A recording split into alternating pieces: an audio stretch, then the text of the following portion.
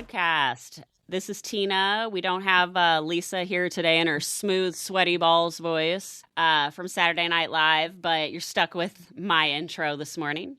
But I am here with my bestie, Tony, and we're going to break down the craziest shit ever. And hopefully maybe come up with some solutions, probably just more ideas that we need to solidify. But if you want to join in for the ride and some laughs, here you go. What's up, Tony? Hey, how you doing? I mean, still waiting for those Epstein files. Jesus Christ. Yeah, I mean, I hate to use the nothing burger, but can we not?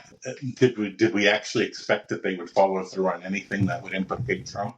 I mean, just since they released the files, they've already deleted multiple ones that they didn't realize implicated Trump.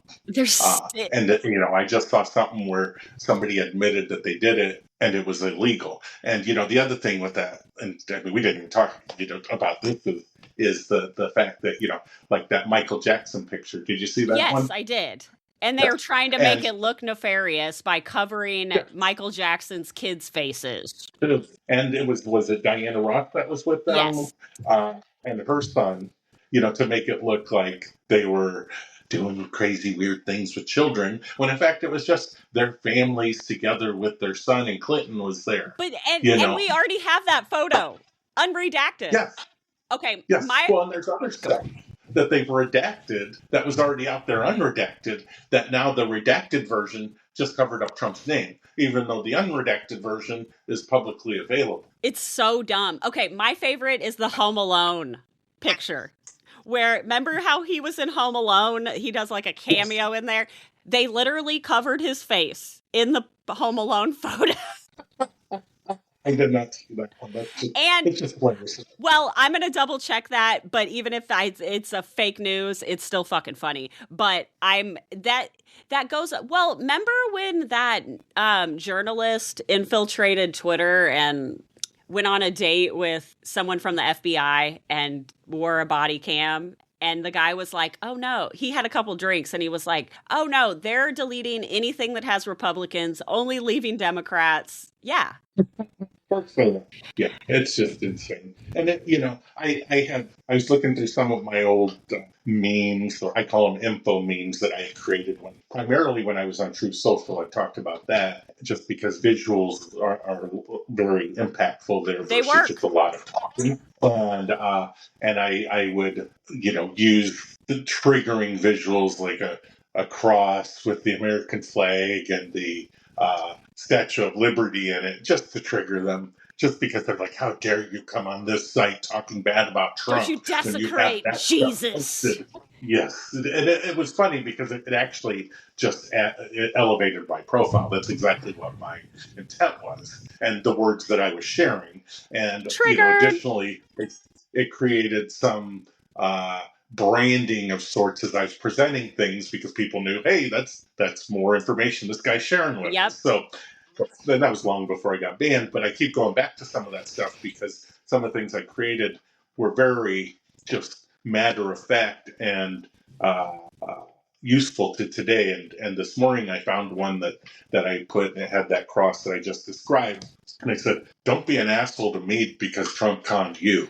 Literally. And so I've been throwing that out there this morning, because people, it's just insane.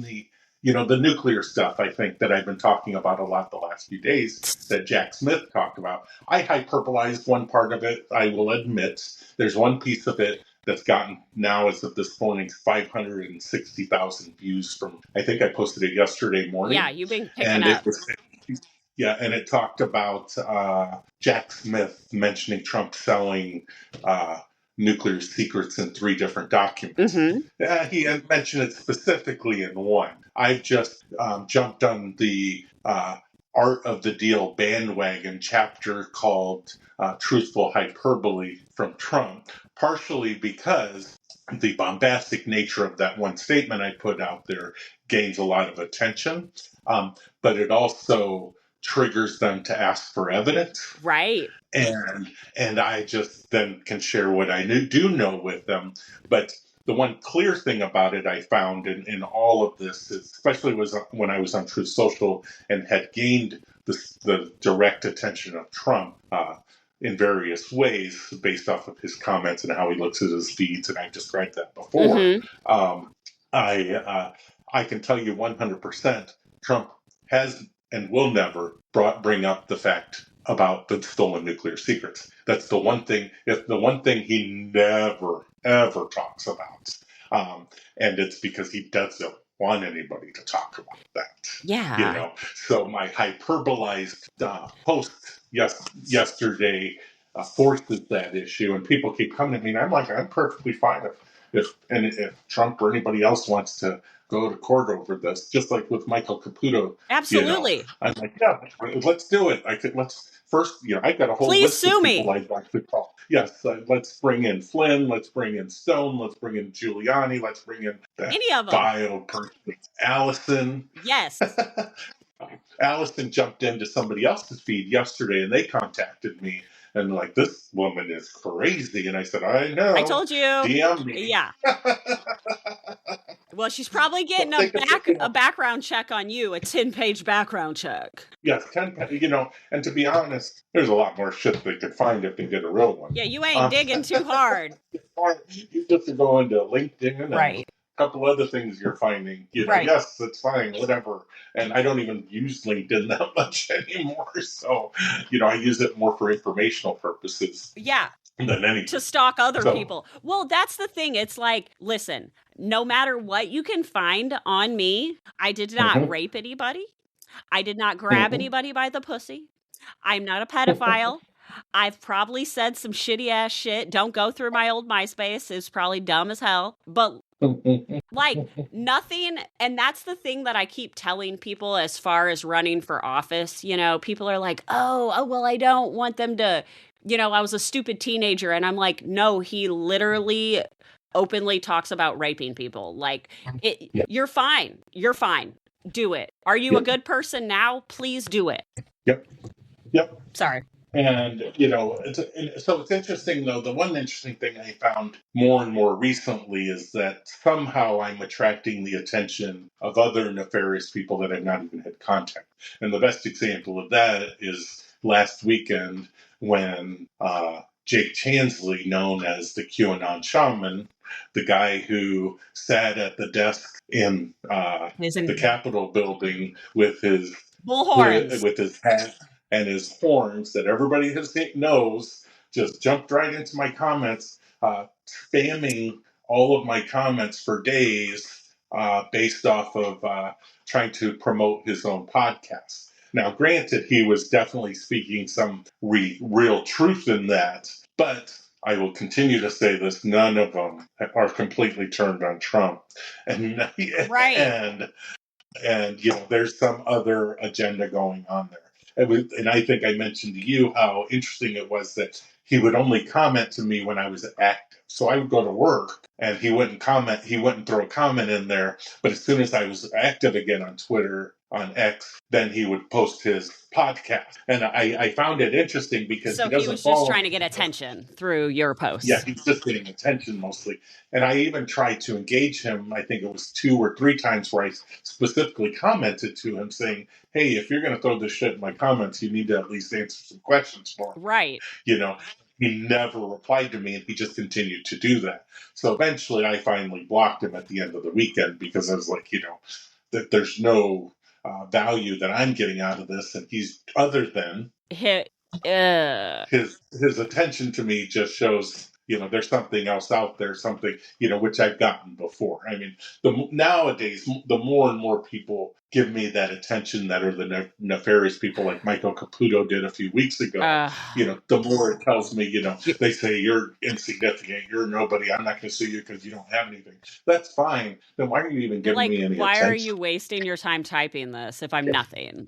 Like, another person recently that I had that happen with was that Evie Kokolari. Mm-hmm. Did you see that stuff? And she is a nut. Yeah, she's cuckoo.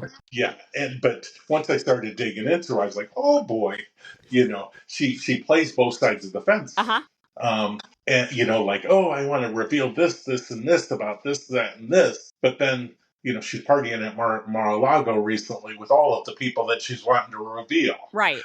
So obviously there's nefarious stuff going on there. And then when you look at her Facebook and stuff, she's part of the Votes for Trump parades that were going on in Florida, all of this other stuff.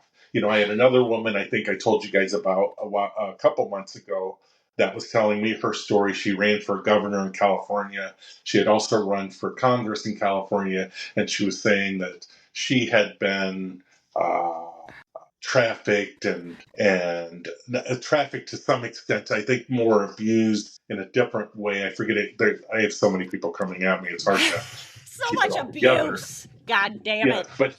But she was talking to me in DM for a long time, just like Allison did, telling me all this stuff that she was trying to do and blah, blah, blah, to reveal Trump and his cronies. But then I'd go look at her Facebook page periodically because it's public open source information. And she was reposting all these events that she went, right. the memories on Facebook. She was reposting all these memories of her fun times being involved in all the Trump stuff. Right. So eventually she was not adding any value to anything, and I just blocked her because I'm like, there's something going on here that's weird. That gives me Allison vibes, honestly.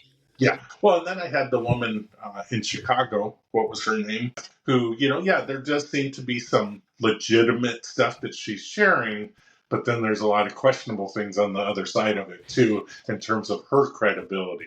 The stripper, I forget her name. What is her name? Karen. Everyone's name's Karen at this point. Yeah, everybody calls Karen. Well, and what I'm learning, it's very important to listen. Like, it takes a long time to listen to other people's accounts and stories and life situations, but there is no way that you're going to consolidate that information into like a cute little paragraph. So you do have to take the time to listen because we're human. So a lot of the thing, like, of course we're going to mess up and not do everything right in every situation. So as you listen to these survivors tell their stories about things, it's not even a right or wrong thing. It's like, I don't even know, because, with a court of law, you're either guilty or not guilty. And none of these situations are black and white. And while some information can be true, other information can be true that's the opposite about it at the same time. So, that the girl that we're talking about was an adult entertainer, and probably that's a hard lifestyle to live. So we don't know what kind of thing she was into, but obviously people are doing her wrong over and over and over. And when your outside view of, or people view you as, oh, she's just an adult entertainer, probably does drugs, probably does all these things. So you already have that on top. It's very much like the DEI race thing. It's like, no, as a white person, you may have grew up shitty like an African American, but African American doesn't stop you from doing things like it does them. So, it's just, it's a label that gets put, and that, and so that lady, there are inconsistencies, but at the same time, it's like, man, she lived a hard fucking life, and she just keeps getting shit on. So it is very hard, is what I'm saying, to like pick out. Well, and I think to some extent, there's different levels of that life. I don't necessarily think she was, hooking it on the streets. I think it was more on the high end scale of sex trafficking that she was involved in, and making money doing so, whether it be through, I lived in Vegas for 7 years. I think I told you that. Yeah. And, there's various strip clubs in Vegas. It's known for all the strip clubs. One strip club is 18 and over. It's full nude. And I remember they got in trouble because right off the main freeway that goes right by the strip, they had a sign, because they're right there off the freeway. They had this big electronic board, and it said, congratulations, 2016 graduates, we're hiring. And that caused some some obvious trouble in town because people are like, you're recruiting 18-year-olds from high school, Hey, at least and they're 18. Fuck. No, I'm kidding. I'm yeah, joking. that's Vegas. But the thing is Vegas is known for its strip clubs and all this, and the higher end strip clubs, which are all the ones that celebrities go to.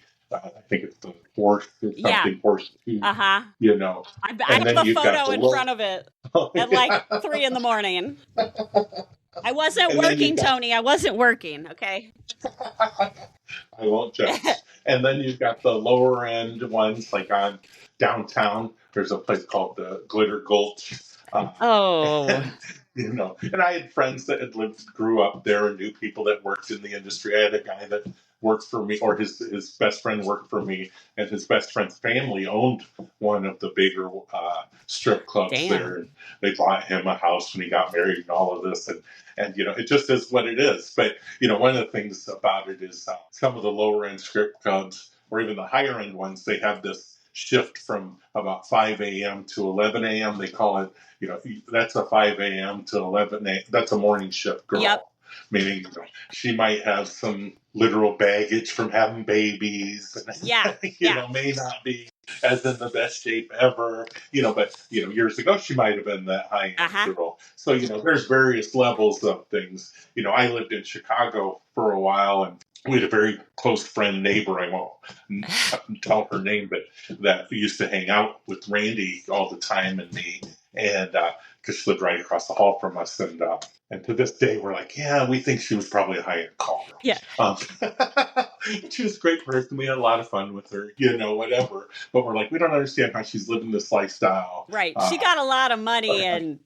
And she's flying to Miami and all these other places pretty often. Yeah. And then there was a company I worked for. I thought this was interesting that years ago, I was in Chicago and I worked for this company, but for Christmas, it was a small company, but it was a high-end company, and the owner flew us all to New York City for the Christmas party. Oh, damn. So, and then put us up in a high-end hotel, and we did one of those glass boat tours for dinner that night around Manhattan and it was all free, and we were drinking up a storm, and we had black SUVs waiting for us to take us to the next place. And not many people lived that, but one of the girls that worked for the company, she was a Russian girl, and she had moved up from Florida, and I think she was a kept woman before she broke away and went to work for this company up in Chicago. Well, she was in New York at the time. So, there's just so many stories out there and so many levels of this trafficking, or this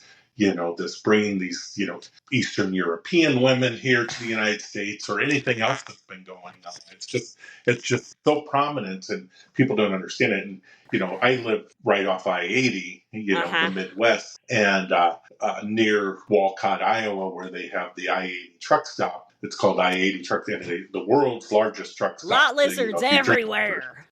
Yes. And that's the thing. And I worked for a store locally where the owner of I-80 would come in and shop. And at one point, she was talking to the owner of the store and completely oblivious or denying the fact that there's anything like that going on at her truck stop. No. And like, you're just living. I mean, and it's obviously somewhat of a cover-up or something. I mean, that particular truck stop, being where it is and the largest in the country, is literally known to be one of the biggest human trafficking hubs in the United States. Yep. And the owner literally was then sitting in front of me telling another MAGA, this person I worked for he had MAGA, he had Trump shit all over the store, telling him, oh yeah, nothing like that happens at my truck stop.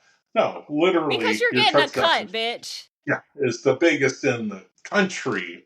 And everybody knows it's a human trafficking hub because it's smack dab in the middle of everything. So, yeah. Anyway. Well, yes. So two things can be true at one time, and all of these and we need to remember that as all of this information is coming out regarding the Epstein files and regarding Bill Clinton, and which he's a dirty dog. Like, fuck yeah. But, Yeah. I just think that I feel like we're so stuck on one side or the other and what we believe is true that we can ignore that both sides are probably doing it. Oh, I agree 100%. I think, I've written a little this I week was so about proud of you. I saw that. No, which one about the, Clinton or yeah. about Hillary and stuff. And I think that will give us more credit and open up more people to listen with an open mind, because truly bringing that up, like I don't care about that so much right now, just as much as I care about the other stuff, because they're not present. They're not running the government right now. Not the people in power. Yeah. But if I was finding that out right now and Hillary Clinton was the fucking president, I promise I would be saying the same thing. Yes, and that's the difference. I mean, that is by far the difference between us and quote unquote them, is the fact that, we want everybody to be held accountable. I don't care who it is. If you were involved in any of this, you should be held accountable through the process appropriately, and and be punished appropriately if it's proven to be true, period. And I don't care who you are. You could be Mother Teresa. Well, I think I've been reading some papers about Mother Teresa lately. God damn it. You could be the Pope. I mean, somebody got mad at me for posting something about the Pope the other day. Oh, the picture of the Pope with Epstein and Ghislaine, who happened to be Jewish. So, and they had a private meeting with the Pope, because I had people coming into my comments saying, well, I met the Pope and I shook the Pope's hand. I'm like, yeah, but cool.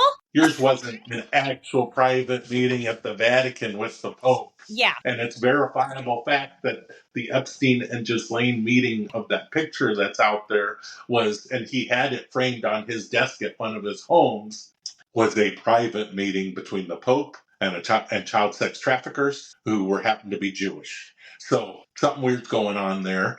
And if the Pope doesn't have people protecting him or keeping him from those type of people, then there's something to it.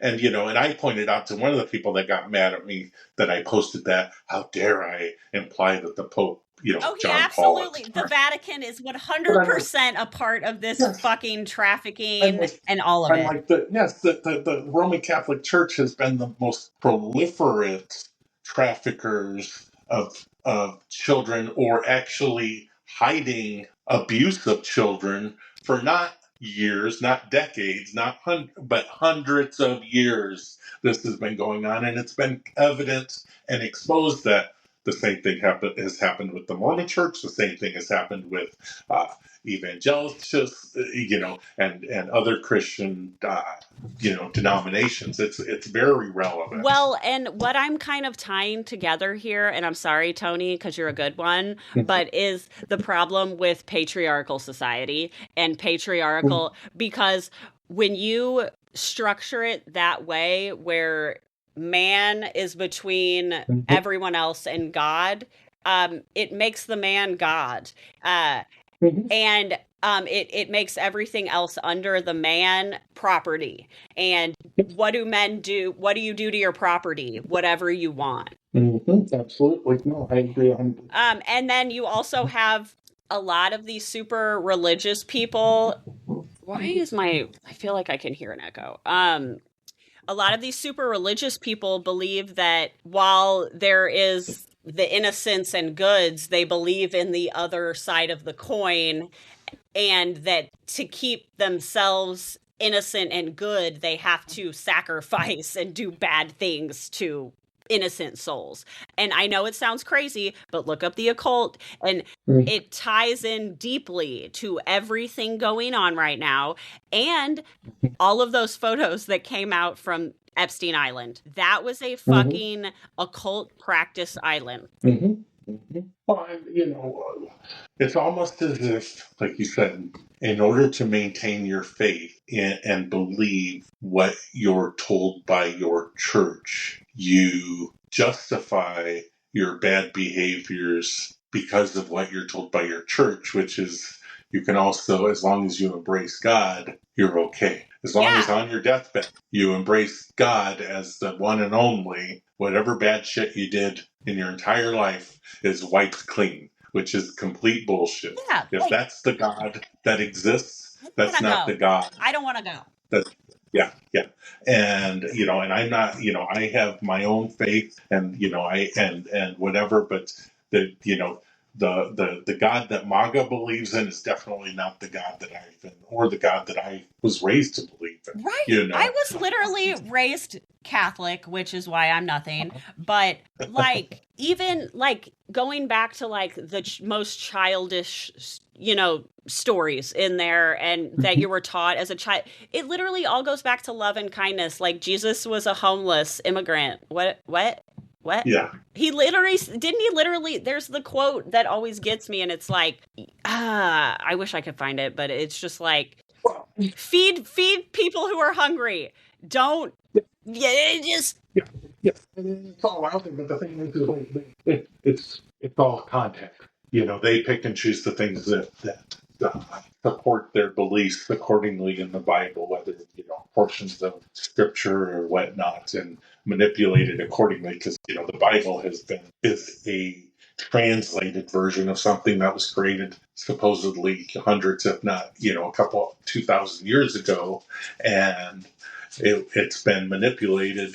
That's why we have multiple religions. Is within Christianity, is because they're all interpreting things according to how they want to interpret it. Well, and make you believe. And sorry to go back to, I think it was a bunch of men who, transcribed their stories.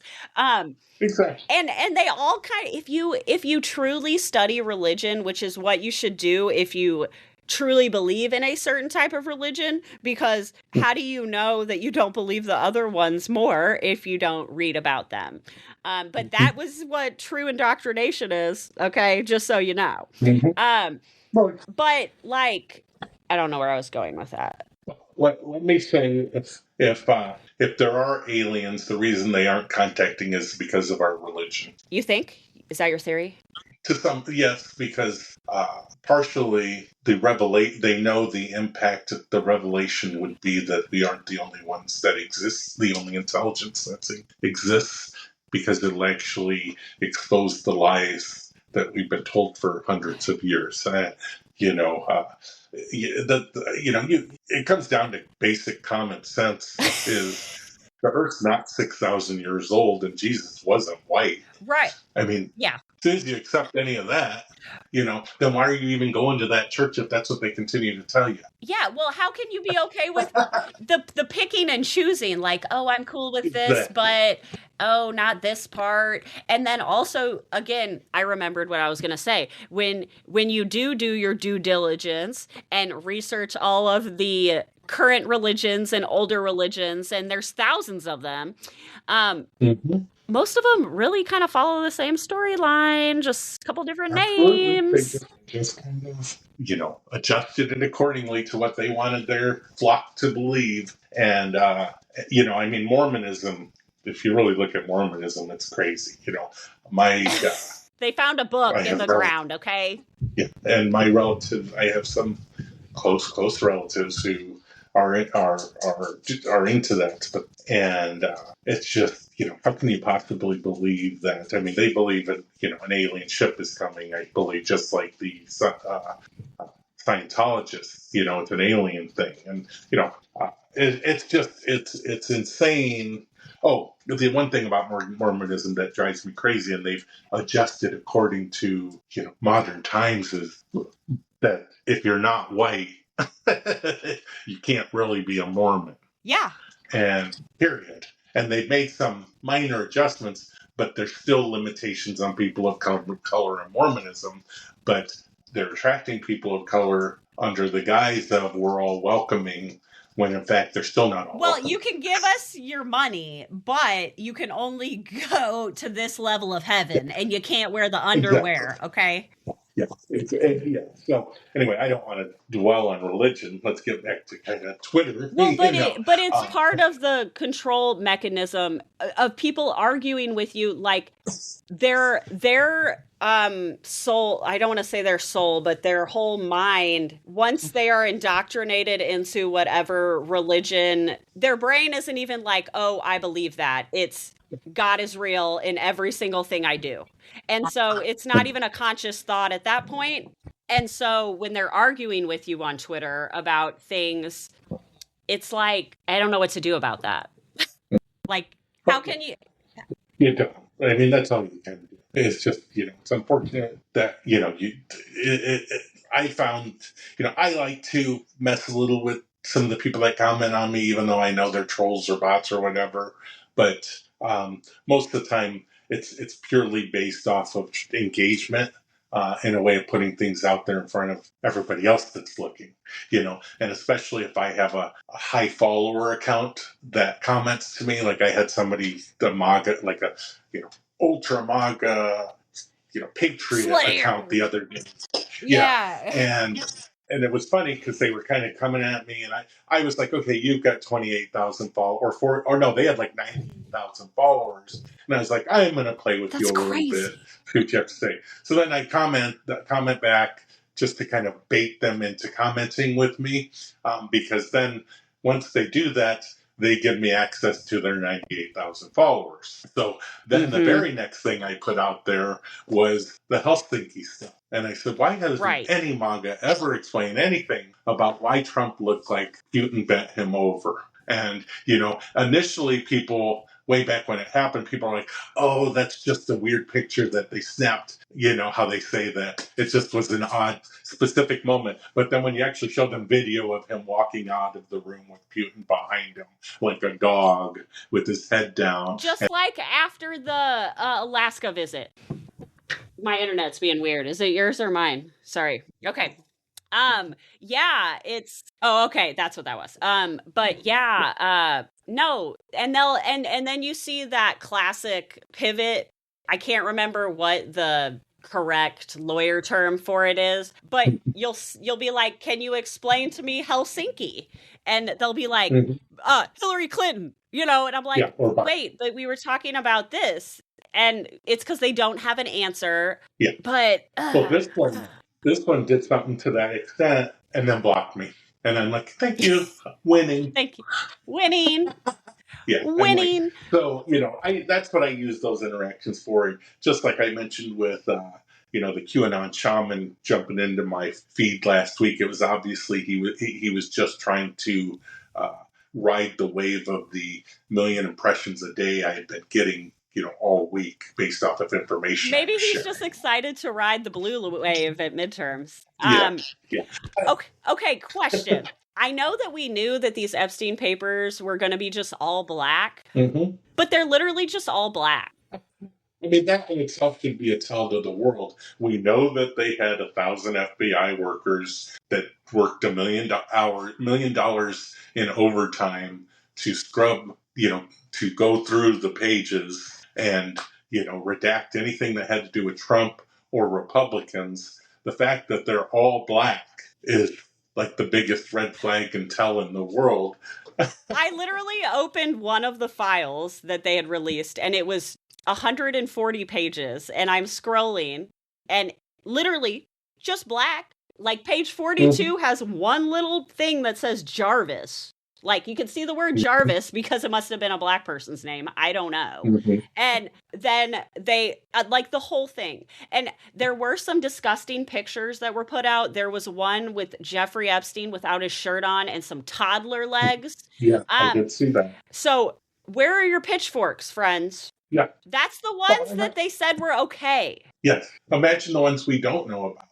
And, I mean, and we know that they have thousands and thousands of them. They said they got, I think it was 17,000 pictures off of his walls from his various estates. And they're very ritualistic artwork. We saw all of those head, like nasty. Yeah. Very ritual abuse type shit. Like these poor girls and children, like mind control shit that goes along with the grooming. And so, well, just like I think it was you that pointed out the dentist chair. Yes. And the putting devices into teeth and stuff. Mm-hmm. Makes sense. I mean, we all know that if you have a toothache, a nerve, a filling, an old school filling, you could actually pick up like radio Mm-hmm. frequencies, and that's known fact that people have actually heard things in their head because of a filling in their tube, and they just happen to pick up a frequency. So imagine if that's weaponized in a way that they're placing that into somebody's teeth. Well, and I have listened to several survivor interviews from people who have went through these CIA programs or whatever they are. And quite often they talk about, for one, they do a lot of teeth torture. That's a lot of the way that they'll make them dissociate because it's so sensitive. But then they also would have chips that they would put in, and they could trigger them into dissociation through the chip that would cause the extreme pain that would cause them to go into whatever altar that the handler wanted or whatever. Yeah, I mean, it seems like, James Bondish or Jason Bourne, whatever, but it's very real. I mean, I don't think there's, the ultra stuff the other day, based off our conversations and stuff. I mean, it's clear that that program was very, very real. It's clear that they did a tremendous amount of work destroying the majority of the evidence surrounding that program. And to me, it's clear that it's likely continued covertly in one way or another. Oh, absolutely. Absolutely. Yeah. And we know that a lot of the money that these government agencies get they have ways to make the money not have to go through Congress or be approved in any sort of way. And that's why we literally just don't know about it until someone finally believes someone who survived it. Yeah. Well, I'll put out there right now. I mean, I know you talked to some of them and you've actually read, watched some videos and stuff like that. Not that I don't have a lot going on already with people talking to me and sharing information, but I welcome anybody that wants to share their story with me on Twitter X, just because of the pieces of the puzzle that I have been able to put together from various sources and various information.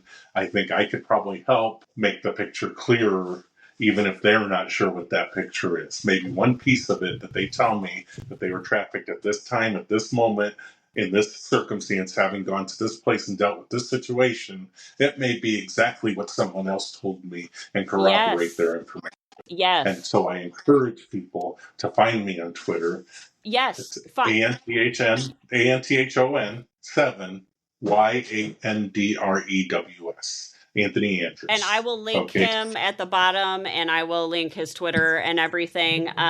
Or you can come through me and I can get you hooked up with him if you just are on our podcast or whatever. But we would like to create a platform where you can tell your story, and hopefully we can piece some things together, because we know from our research on these types of programs that they did to your brain exactly what was supposed to happen so that you could never put the pieces together.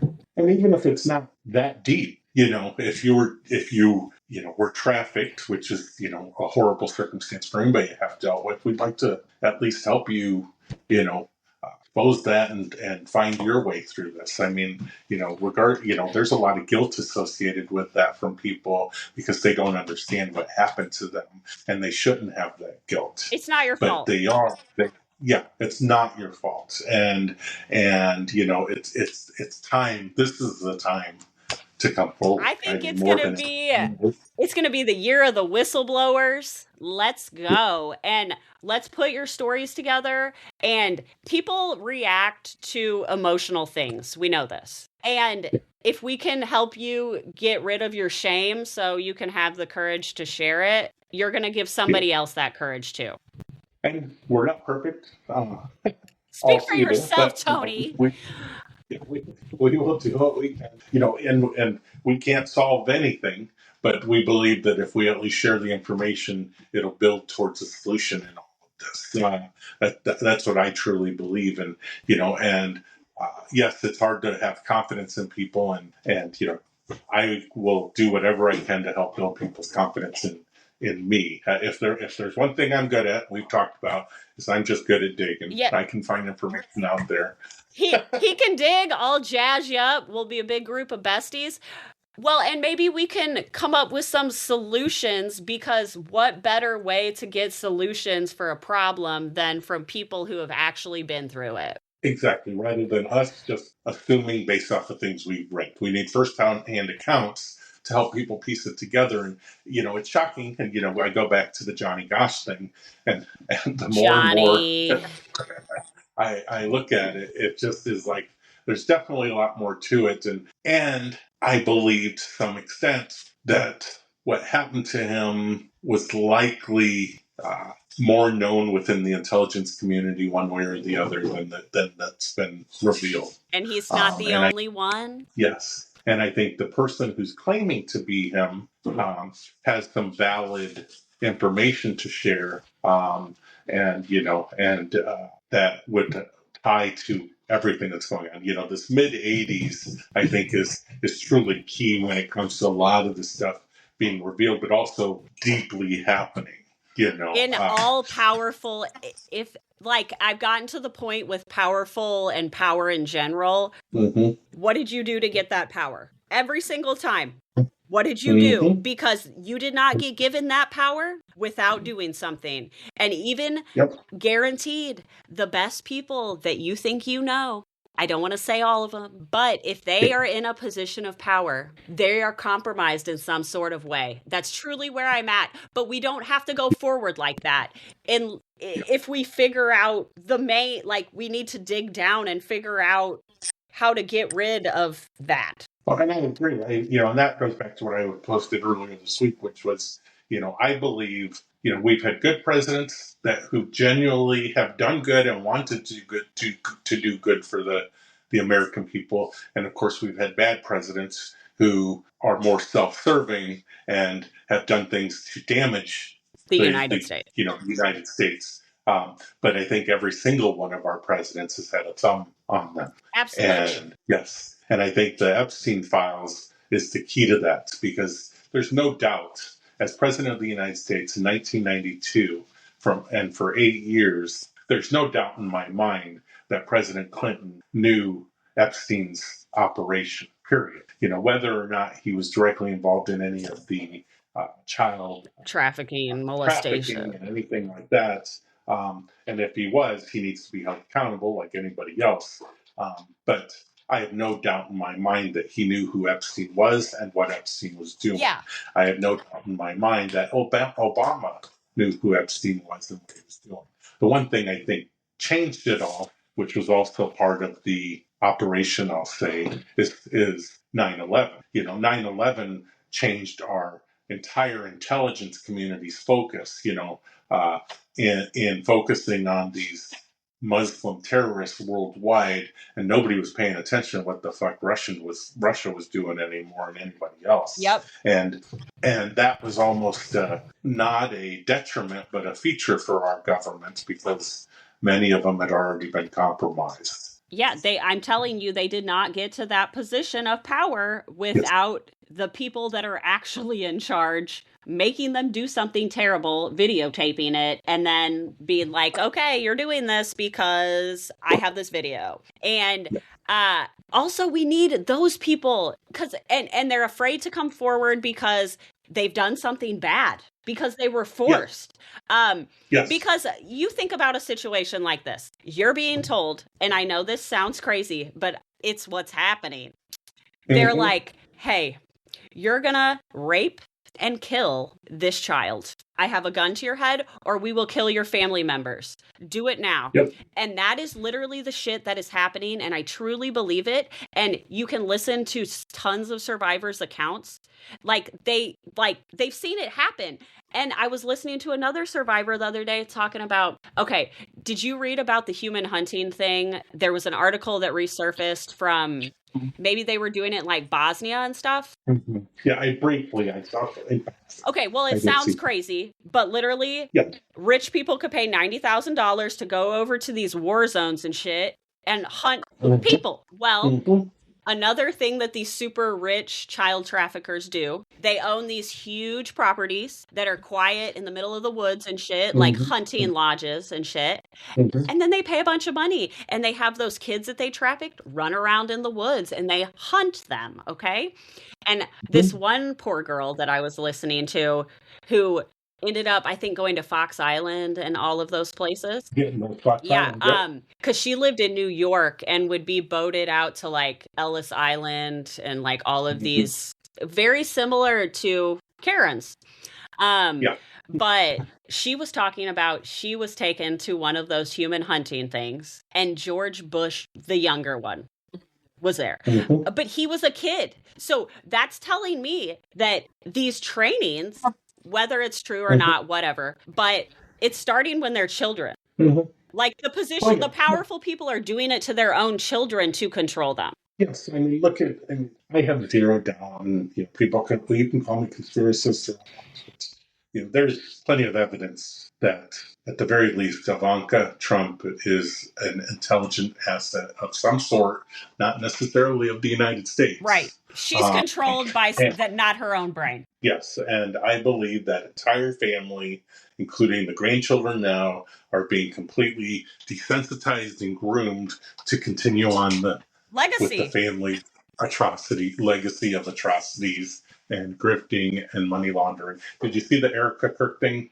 Where it's a video I just saw this morning where she was introducing some kid that was doing something for Turning Point, and she accidentally said, she meant to say gifting, and she said grifting. No, I didn't see that. Look it up. It's funny. I was too busy looking at all the pyrotechnics for the grieving Yeah. the grieving widow. Oh my God, it's so ridiculous. It's the grieving widow having, pyrotechnics and everything else, and the faux It's bad. It's really bad. fear thing. And people eat it up on that side. It's just insane. It's the crazy world we live in. But it's the same people that can watch Fox and think that it's real, or the same people that, okay, and I'm going to get a lot of flack on this. I've got a plane flying over me. I think they're watching again. Oh, shit. Go. Allison called them because of your background check. What was I saying? Oh. No, it's fine. It's fine. But I wanted to talk also about Jeffrey Epstein's background in childhood. Speaking of childhood of these powerful, nasty people. And because I'm always like, they were an innocent child at one point. Like they might have been a sociopath from birth, but like you still have to be triggered into, And so I did some research on his childhood, and there's not much, but you can find interviews and stuff from his niece. I don't know if you've her name's Anya Wick. And she talks about her childhood and also his, and they were raised in the cult of Baal, which is it's Canaanites. The Baal was a god of fertility. But it's basically devil worshippers, essentially. And so thinking about probably what happened to him in his childhood, I mean, he was groomed from birth to do this. Yeah. I mean, if you read in the birthday book, I think it was his grandfather that mentioned something about his trip to Europe. Yes. Helping him get the job at Dalton. And to me, I think, Epstein was a savant. He was somewhat of a genius, I would say, mathematically at the very least. I mean, I think that's why he's been so prominent in the financial stuff. I think he's a financial genius that people gravitated to and allowed, and he was able to work all the systems to launder and hide all this money, and that's how he made his own money. I think from his childhood, he graduated at 16 in 1969, and then he went to a school that he didn't graduate from. At some point, he did take that trip to Europe with his friend, and I think my honest opinion is he was already being trained as an intelligence asset at that time. And, by 1976, when the Safari Club was formed by Adnan Khashoggi, involving those multiple countries that I talked about, and just Google Safari Club, people. I think it ain't a fun one. It's not the human hunting ones, though, okay? But it is. But, Robert Maxwell was involved. All of that stuff, started to come together, and you start to see what was happening. And Khashoggi trapped trafficking Contra, trafficking weapons for Contra, and Epstein was his finance guy at the time. I mean, it all clearly kind of paints an obvious picture of what was going on. But, even when Epstein was with the Bear Stearns from 76 to 81, he got kicked out of Bear Stearns for violating an SEC violation. But I think it was just he got caught money laundering accidentally. And they're like, okay, time for you to move on. Yeah, you need to go. And that's when that's in 81, he developed his own, financial consulting company where he had Khashoggi. I honestly believe he was probably at some point during that time also managing, Trump's finances on the back end of things. It was in 86 or 87 where Trump was in the fight to acquire Resorts International. Resorts International started as a CIA cover or front company as Mary Carter Paint Company. I mean, this all sounds so conspiratorial, but there's all verifiable facts and evidence and documents and government paperwork that says all of this is all exactly what happened. He was in charge before they actually settled. He was put in charge of Resorts International for a year. Resorts International was known to attract mafia and be a huge money laundering thing having to do with Meyer Lansky for decades, and then he ended up taking Taj Mahal. And I'll make this point, Taj Mahal's budget when he took it over was $250. And by the end of Trump's overseeing of construction, it ended up just under $1 billion. So watch out for the ballroom that's been $250 million that we don't even have plans for after he destroyed it. And, if you go back and you tell people 10 years ago, in the 10 years from now, Trump is going to destroy the East Wing. Yeah. Nobody will believe you. And that's what I try to tell people about when they give me that look. I know the look. Yeah. And I'm like, hold on for a minute. Did you ever think that there was an island with rich dudes fucking kids? Okay. So go into it with that lens. And what I've learned about these types of groups also with when these family bloodlines, they want to keep the power and money. That's and the trauma compounds. So each generation gets easier to manipulate because of epigenetics and generational trauma that you guys want to say isn't real. But once they get old enough, they either stay an asset because that's what they are. They're an asset. They're a money maker. They're either an asset or become a handler. And so that's what we see. Epstein becomes a handler.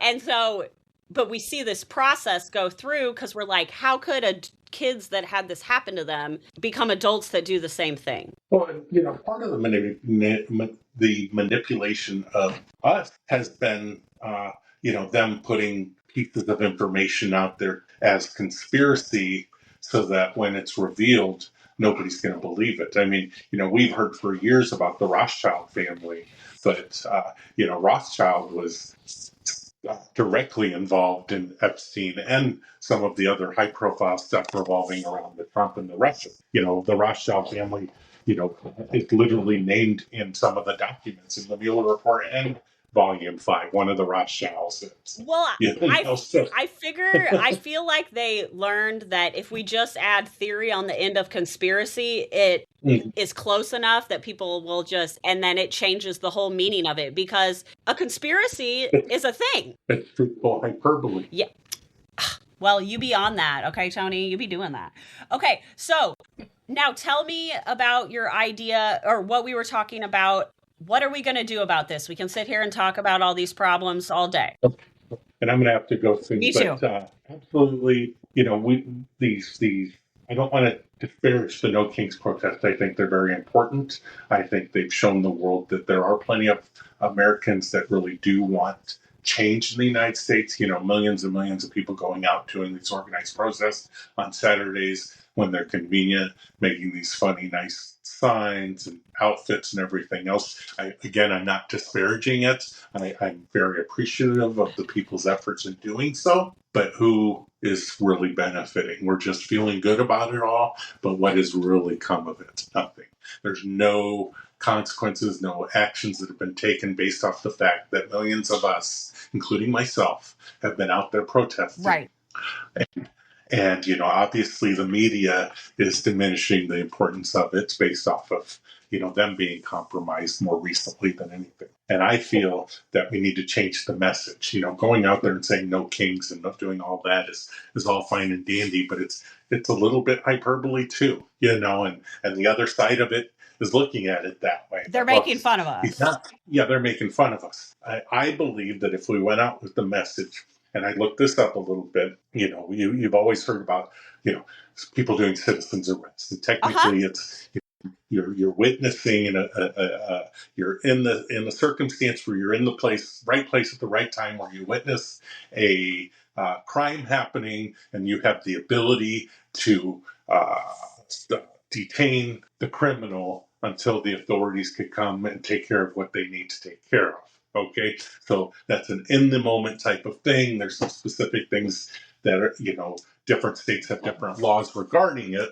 And, the general thing is you do it kind of on the spot. It's not something you really know about. Right. And whatever. But my thought kind of has the basis of a civil law is that type of arrest is, my brain's not working. Basically, if instead those 7+ million people that are out there protesting are walking the streets demanding arrest. Yeah. Because we as a nation have and continue to witness crimes happening in real time while we watch it, and there's zero accountability from the system that should be holding them accountable. But the reality is we, the people, are the system that should be holding them accountable. Mm-hmm. And I think it would be very impactful if we had 7 million plus people going out and demanding accountability and some sort of civil arrest type of thing. Is we're demanding as we the people that accountability happens. We're not doing that when we say no kings. We're just saying, we're not even asking for anything. Yeah. And yeah. that's we're not asking. And so with my organization that I work with in town, that is one important thing that we had a training brainstorm retreat, and we're switching our way that we're going to do things, because last year we were just gathering groups of people and doing the protests to build a community, and now we have it with all of these other organizations locally, and we've created a rapid response team. Awesome. So and those are things I think are realistic that we need to get people to understand. It all starts with community. Absolutely.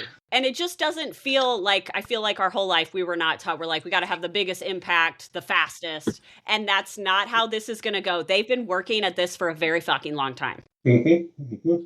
And they've worked at dividing us. I mean, we talked about the different races that don't show up to these events, rightfully so, whether because they feel it's our time, the time for, white people to stand up for them, or whether it be the Hispanics that are afraid to show up to something like this because of what's going on with ICE. Go to a concentration camp or whatever. Yeah, but the reality is, they still feel the same way. We just have to help them feel strong enough, support them, and empower them to stand up as well. I have a person I work with who last night, before we left late at night, he stopped me and he says, we talked about this briefly, and I don't work with you that much, but I'd really like to know more about your Twitter. And he's an African American guy, and I was like, that's great. I really want you to be involved in this, and I hope to be able to, and he lives locally, and I hope to be able to kind of pick his mind a little bit and figure out what needs to happen in his community to help them understand it's important that we all rise. It's not, this is no longer us versus them. It's right versus wrong, and it doesn't matter what your color is. Yes, and they are trying to break down the line of right and wrong. They've been spending all these years with our media desensitizing our brains. But if you still know right from wrong, truly in your heart, then we need to get together. Yes. And because as soon as that line completely blurs, then we're in a whole new world of hurt. So I'm going to say, Tony Gonzalez demand a citizen's arrest. Me too. Of Donald Trump and everybody that has supported this and known. Cam Bondi has seen the unredacted files. Kash Patel has seen the unredacted files. A lot of the GOP has seen the unredacted files. And they choose to protect a pedophile, criminals and criminality. And they should all be held accountable. And our system is not holding them accountable. Therefore, we, the people, need to demand accountability. Yep. Tell me when you are ready to build a parallel justice system. I'm ready. Tribunals, bitch. Let's go. Well, I think a lot of this we need to start just doing in the open. I think, if we do it covertly, there's ways that they're going to be able to not only infiltrate it. I mean, personally, I've had plenty of instances where people are trying to give me bad information so that they can discredit me and all this other stuff. I think we need to just speak about it in the open, do it all very legally and peacefully, and just say enough is enough, and we're going to start creating this. I want a community of people that will talk about what justice needs to occur. Yes. That's not occurring. I want a community of people who says this is what's right and this is what's wrong. And I'm not asking for you to be libtards or MAGA. You're just people. You're people that that know right from wrong. You're people that know right from wrong, regardless of your religion or anything. Yep. And once your health premiums start hitting, you should start really feeling the pinch, because a lot of people are going to be very, very poor still, based off of just health insurance alone. And let alone. This is truly a time now. Okay, for one, and we'll get off here in 1 second. People don't even realize that they have this power. Mm-hmm. And so when I talk about it and people give me the side eye, I'm like, no, let's build a parallel justice system. And that's the first time it's ever occurred. And so, well, that's what's happened in the past with other countries that have had coups occur. I mean, that's literally happening right now in other parts of the world, right, where they're building a parallel system. I mean, that's how. I mean, I hate to bring up the Civil War, but it's unfortunate. I mean, we are in one right now. Yeah. It just happens to be information-based war. But it's what's really creating this chaos and division, worse than anything in history. I mean, when you've got Americans who grew up with you and me embracing Putin because they want to own the libs. It's so weird. It's just so weird. I just don't get it. It's just something is broken in their brain. And it's all based off of implicit biases and the fact that Trump hates the people he hates. Yeah, it's fear. That's all. So, well, sucks to be a scared bitch, babies. Yeah, exactly. Well, pitchforks, everyone. Okay, well, thank you so much for joining our super informative little podcast here, but I hope you guys have a great week, and we'll be back. Oh, Merry Christmas. Merry Crisis. Merry Christmas, everyone. Merry Crisis. Yes. Merry Christmas. Whether you believe. Happy holidays, just to piss everybody else off. Bye. That too. Hanukkah. Happy Hanukkah. What is it? Shabbat Shalom? I don't know what that means. Yeah, I don't know.